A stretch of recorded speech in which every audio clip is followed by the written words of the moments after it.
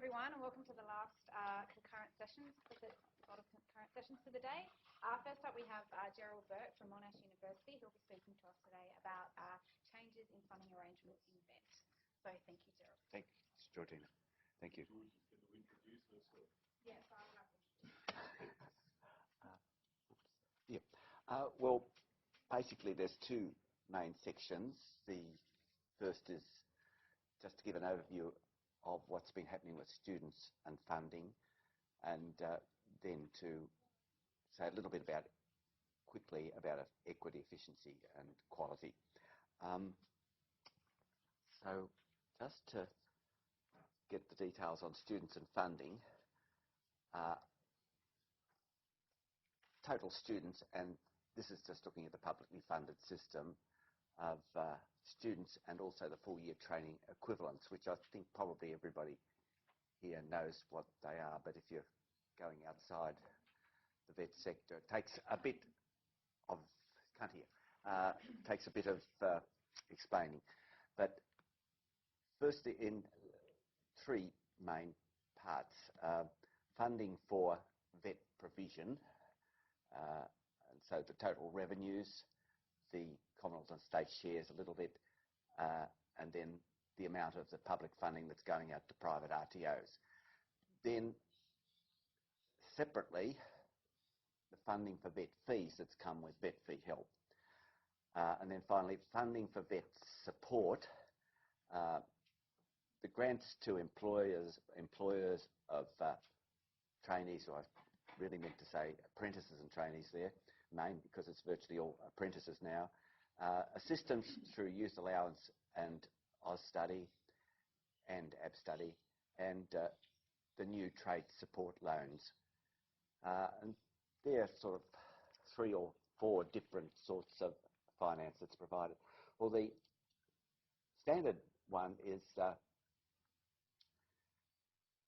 public system, the publicly funded system, what's been happening with students and with full-year training equivalent in the last few years.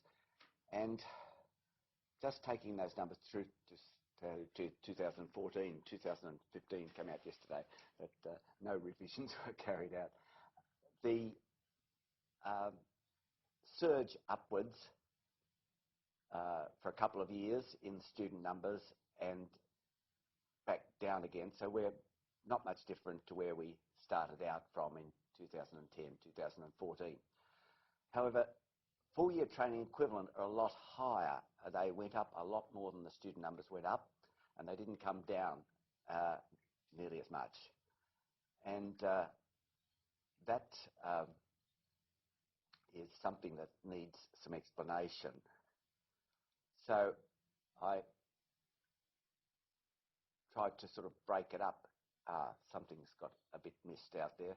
Values got missed for some reason, but I don't think that matters too much on the full-year training equivalent with 117, I think, at the end, as I remember.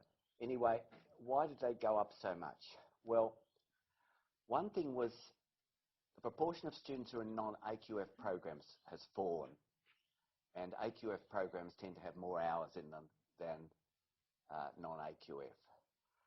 Then you've got a considerable growth in Certificates 3 and above, actually, rather than Certificates 1 and 2, and there are more hours in those higher level courses. And there's been quite a big increase in the numbers who are classified as full-time, about a 30% increase, and I don't have the figure in my head now, but it's something, it's gone up from sort of 15 to 25% or so of these students were classified as full-time, which means that their hours are 720 a year. Now, where that all, there are extra things too, not as important, are students doing multiple qualifications too. So a given student as on average doing more than one qualification and one course, and so that's what pushes up the full-year training equivalent. Now switching to the revenue, what's been happening there? Now, We've got the student numbers on. What's happening with the revenue? Well, the revenue went up for a while in constant prices and then plummeted down. Now, it's always a danger from year to year with these numbers that there was a late payment of the funding for skills reform agreement in 2014, and that probably affected the 2014 figure quite substantially. It was going down, but probably wasn't going down that much. The other thing here is that because I want to compare this with the students who are recorded for the public system, I've excluded the money that went to private providers for vet fee help, because that's not going to the public system students. It's just for that comparison. So that's why the revenue is down. But you can see that overall the revenue is down a lot compared with the students, and it's down a great deal more compared with the full-year training equivalent. Well, just in terms of the breakup of the overall revenues, what's been going on, the total vet revenues in constant prices, as you saw, was lower. The revenue from government was lower. The revenue from the states was lower. In fact, you can see the red line for the total went down a bit more than revenue from the states. The Commonwealth money, once you remove the vet fee help money, was down substantially last year. Again, there was a delay in the payment of the skills reform money, which would have caused a bit of that. The other thing is the considerable growth in the payments of non-TAFE providers from just under 900 million to nearly 1,500 million, a big growth in 4 years. Now, I should add, just to double back,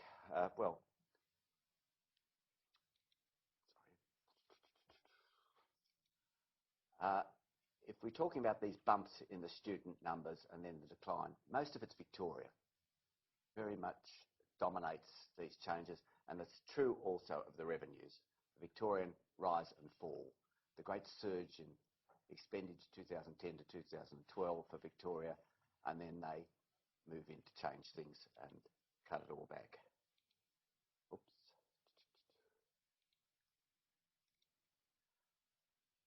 Okay, now I'm switching to vet fee help, what's happened there. And the first thing is the gross outlay. For the revenues, I put them into constant prices. I haven't for this. It would make a difference. You could increase the earlier years up to 10% or so compared with the final period, but that's a whole overall picture would look much the same. Basically, there's been a massive surge in the amount, so that it's gone from very low levels in 2010 up to a total of nearly 3 billion in 2014. Now, 3 billion is a very big sum when we're talking about the total revenues of the vet system being about 8 billion. Here's a 3 billion going out, most of which you can see, 2.5 billion, is going out to private vet providers full fee, and not for students who are counted within the public system. And loans for public providers, that small amount, still growing substantially, 500 million. Someone was telling me at morning tea how their local TAFE doesn't want the university to talk to any of their Cert 4 students because they might tell them they could do a diploma at the university, and they wanted to grab them and charge them a solid fee and get vet fee help, which is the public provider part of all this. But it's a huge amount of money which the Commonwealth is trying hard to rein in. How far they've got yet, I don't know. They're bringing in new rules for vet fee help for next year, and they put out a very good discussion paper which documents all the problems, tremendous range of problems with it. I think it's a very frank discussion paper they put out. Now, student assistance was the one of the other ones I had on the list there to look at. Here I'm not giving anything historical, just first of all, the student numbers assisted. And it's hard to get good data on this, but you forage through, now it's Department of Social Services who are handling it, try and get historical data. It jumps between Department of Education and Training and Department of Social Services. And you're sometimes pushed to get what you feel is a comparable reporting from year to year. But as you can see, taking these two and not counting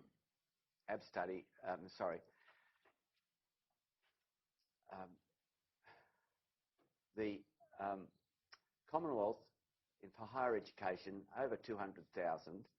For vet, about 57,000 people being assisted. Now, I'll switch to the money. The total amount of money going is over $3 billion a year. Most of it is going to higher ed. For that, I've just had to do a pro rata figure. They don't give you the vet spending compared with higher ed in the reports. It's always fairly brief. Occasionally, the Department of Social Service will put out a more detailed analysis, but it doesn't get you very far. Now, employer incentives, I've mentioned there as another area of government money, a separate dollop of funds. It's been provided for trade apprentices for a long while. Then we had its extension to traineeships, and traineeships also were changed in the early 90s to extend to existing workers, older workers, as well as what it was designed for originally, which was early school leavers, when Kirby set the system or designed the system back in the mid-80s. Kirby, I mentioned, is one of the previous chairs of NCVER board, among other things, and all the other things he did. But the expert panel on apprentices was appointed under the previous Labor government, probably by Rudd, but reported during Gillard's time. And it suggested that the funds basically be confined to traditional trades and some priority areas, mainly caring and areas. The reason they gave for that, and they actually did base it to a fair extent on the NCVER research that was done for them, which was the evidence that in quite a number of these occupations that the training led to much change in employment and much change in income was pretty negligible. And they suggested that the funds be directed to occupations which could be seen to have a marked benefit to the economy and to the student undergoing the training. So that's taken up, and so those restrictions came in 2013. In their report, the expert panel said this will have a strong effect on, and they listed, hospitality, clerical retail, transport drivers, etc. Mainly there were those ones. They did acknowledge that in some of those occupations were disproportionately female, and that's what occurred. So what you've had is a very big decline in the numbers starting traineeships. You had also something of a fall for trades too. If we take the NCVER statistics on that, it's really about a 50% decline for the non-trade commencements, about 15% for trade commencements. Now, is that just the state of the economy, or is it more than that? The other thing that's happening, and I haven't put a slide up about it, is the trade support loans, which came in 2014. Up to 2014, you had what were called tools for your trade money, and you could get $5,500 support over the life of a trade apprenticeship. These were never for traineeships. But then they replaced them with the trade support loans from middle of 2014, and you can get up to accumulate up to $20,000 over the life of an apprenticeship. It's argued that that might have been a deterrent to some. I don't know. It's something that would need to be looked into in more detail, but that might be a contributing factor to the 15% decline. Well, now I just want to talk about these things very much in relation to equity, efficiency and quality. These reforms were aimed to increase access, stimulate competition, efficiency, relevance to industry and to individual needs. Well, did they? Georgina will talk more in longer term about participation and so on, but this is just these few years I'm talking about. Participation in VET, well, didn't change much. The numbers, total numbers by 2014, much the same as 2010. There's actually a decline. It hit the decline went more solidly to the 15 to 19-year-olds and other groups. Equity groups, not much change. It looks at first glance as if Indigenous and persons with disability have improved their participation a bit, but I did notice that the not known category had fallen sharply, so you're not quite sure what's happening. There's possibly some work being done on that, but numbers in remote and very remote regions are down, so it's not too much good news out of all of this. Just mentioned before, talking about efficiency in waste there. Go back to the days of the Australian Workforce and Productivity Agency, which did quite a lot of projections of the future of the economy and the occupational distribution and what might be the needs for expansion of VET and higher education. In 2013, they put out a report called Future Focus and had 4 scenarios on it, one of which included the end of the mining boom. So it's not as if that wasn't, a possibility that everybody was ruling out. It was a strong possibility, and we know that it's happened. With those scenarios, Deloitte Access went ahead and made projections of employment by occupation, and we then projected employment needs for people with different qualifications. Now, none of these projections need to be believed. Overall, we're just trying to get a picture of what the world could be like. But on the basis of those, there was a pretty clear need for an expansion of both VET and higher education. Perhaps higher education a little bit more, but not much in it. And the other thing is a strong argument for going in that direction was that when you look up the education and work statistics from ABS, the proportion of people who are in employment with a qualification is substantially higher than people who don't have a qualification. And that holds for, it's not much in it for Certificate 2, but for other qualifications, it's quite strong, nearly as good as for people with tertiary qualifications. So if we're talking about both meeting occupational needs and improving equity in the community, there seems to be a good case for going fairly solidly with the expansion. Now, it hasn't happened for VET. It's happened for higher ed. Higher ed's grown at better than 3% per annum in recent years. So you could say, well, it's a bit of offset in terms of opportunity in the community. It's been created. It's not been created at the lowest level. Well, now just going back to for what's been occurring, can we talk about efficiency and waste? Well, I think the Grattan Institute puts out a lot of good work, and Andrew Norton, who is the one who looks at higher education, does some very interesting work on the funding of higher education, and he's been looking particular things like feehelp and vet feehelp too. So he strays into vocational education this year. But this was a paragraph that Andrew Norton, who of course did the review with was one of the people to do the review for of higher education funding for Christopher Pyne and so on. So it's not as if he's of the hard left. But, so I think taxpayer funding of for-profit entities to provide services at the behest of individual citizens inherently creates opportunities for poor outcomes or even fraud that must be carefully managed.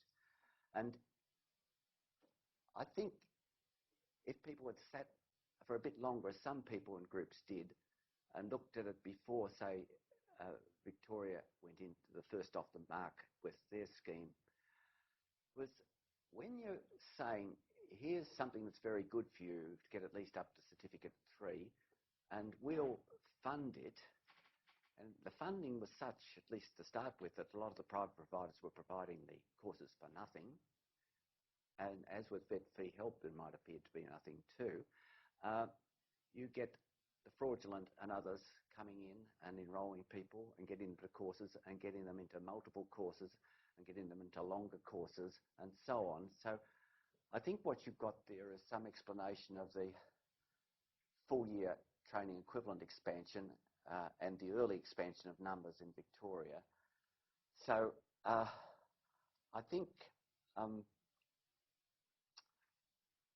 I don't think even hardened believers in market competition could be satisfied with what has been going on, because it was a very, very odd form of market that was actually put forward, and to believe that that odd form of market would in fact work like the textbook perfect competition, I think was a bit strange. Well, I could mention now on the vet feehelp, that huge surge in funding of vet feehelp. The review that they've put out gives examples of various sorts of fraud and what has been done about them, and their various steps have been taken to tighten up vet feehelp. But they give examples that the fees that were charged on average are $14,000 under vet feehelp for the private providers. The fees for the Indigenous students was $20,000 per student. I've forgotten the figure now, but I think for people with disability it was $18,000. But this is what was going on until recently, and it was interesting that the two biggest receivers of vet feehelp in 2014, Avoca and, I'll keep going, they've all got the same name, Careers Australia, sorry? Careers Australia? Yeah. They both had over 200 million in loans that year to their students. They've been put on special watch by ASQA early this year, as well as being looked at last year. And as of a month or two ago, Avoca closed several campuses and dismissed 200 staff, and reported that under the new rules they're not able to recruit the number of diploma students that they wanted. Well, I don't know the exact ones that Avoca had, but taking the whole thing in general, we know that there were a big increase in Indigenous students. Across the board there were 25,000 Indigenous students, and they're all doing diplomas. Now, I haven't checked the figure for, there's 85,000 Indigenous in the public system, but I don't have the figure for diplomas at my fingertips, but it would be a very small proportion of that, because most of them are clustered in lower level certificates. So they may well have been recruiting people that were not adequately prepared for the diploma level courses. I don't know that Avoca or Careers Australia were the ones that were doing that, or others were doing it. Well, what's been the relevance of the training that's provided to the needs of individuals and needs of the economy? This is not quite as clear-cut. there is a low proportion of vet graduates, other than in trade apprenticeship, who work in the area of training. But this is common in higher education too. It says C note, but you can't see it. Not there. Yeah, sorry, 5 minutes. Okay. But there is a substantial proportion of those people who don't work in their occupation for which they're trained that say that they've got skills useful for the occupation they did get into. There are also people who, so I think that's quite important to note. And I think if we looked at higher education in detail, as I said, they don't have the close link to occupation that higher ed and an arts degree and so on. So you can't get it. But there's quite a lot of higher education graduates who can't get direct employment in the area which they are expecting to. It's interesting that most vet graduates, the graduates at least, express satisfaction with the courses and the work benefits. The satisfaction rate remains high in the student outcomes survey. Employers did have a big fall from 2011 to 2013 in the proportion being satisfied. It fell from about 85 down to about 78%, and then it's fallen to 76%. Now, what's behind that, I don't know. But the other area about shortages, it's very difficult, without perhaps a very detailed study, to see whether we're doing any better in meeting skill shortages. Quality, I'll just skim through this now. There's just a list of suggestions about quality, but we don't fiddle with funding from year to year. Try and keep the funding fairly stable so that organisations can continue with the staff that they've got and the courses that they're providing. A minimum fee. Victoria abolished both minimum and maximum fees, so they completely deregulated, as has Queensland. I personally think a minimum fee is important. I think if you're going to have a market at all, people need to be aware that they're having to make a contribution themselves and think much more carefully about it. So I think if we want students to be better informed, I think a minimum fee is a worthwhile. The maximum fee, I think, well, when you look at what they were charging Indigenous under the vet fee help, I think I really feel that the complete deregulation of fees is a poor idea. Reform of vet teacher training, it's progressing. I can't say personally whether it's going far enough, but it's certainly progressing. Improved regulation, especially on assessment. There's now the validation of assessment, the award of it now has to be, the validator has to be genuinely external to the organisation. And it's a question about external testing. And this has been raised in the government's, I think, good overview of quality of assessment and Victoria's vet funding review. External assessment, we know they've got it for, say, electricians. We know that Germany, they're all assessed by a panel of 3 who come in, employer, unionist, and a teacher who come in and do the assessment. It's external assessment. People say it costs an awful lot. Well, is it? Does it cost a lot? And Shelley Gillis at University of Melbourne and others have done some work in this area, and they say at the end, well, okay, it might cost a fair bit. What's it cost at the moment to have 4,500 vet providers all doing their own forms of assessment, and then a body like ASQA having to come in and oversight what they're doing? What's the cost of all that? Okay. Well, that's it. Thanks. Okay.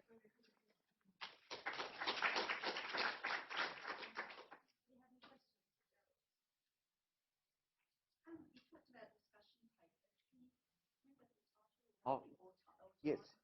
Sorry, the discussion paper on vet fee help, or redesigning vet fee help at its Department of Education and Training. Redesigning vet fee help, a discussion paper.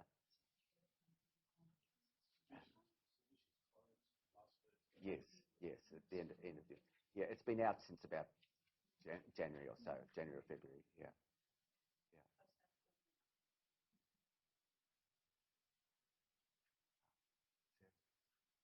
Hi, I'm from a private provider. Yeah. I was disappointed with some of the figures that you got were only for private, for public provision. The student ones I put up were only for public provision, yes. One of the issues that you've raised is about the cost of qualifications and the reform of their feehelp. One of the concerns I have is that we have discrimination between higher ed students and vocational education and training students. And the assumption is that if you want to do that, you can only get support through the help system for diplomas. If you opened it up so that all their students had an amount that they could access and they could use it for the most appropriate qualifications that they need, rather than making it only for diploma. And it's actually cheaper for a person to start a diploma because they have very little upfront costs than to go to TAFE and have some upfront costs. So we've created a system which means that people will study a diploma that shouldn't study a diploma. So in actual fact, by criticising the private providers, and I do object to the constant criticism, we have had a few poor providers, as we've had, I've worked in both public and private. And some of the stuff that the public system does is great, and some of it's pretty average. Some of the stuff that privates do is great, and some of it's pretty average, and some of it's poor.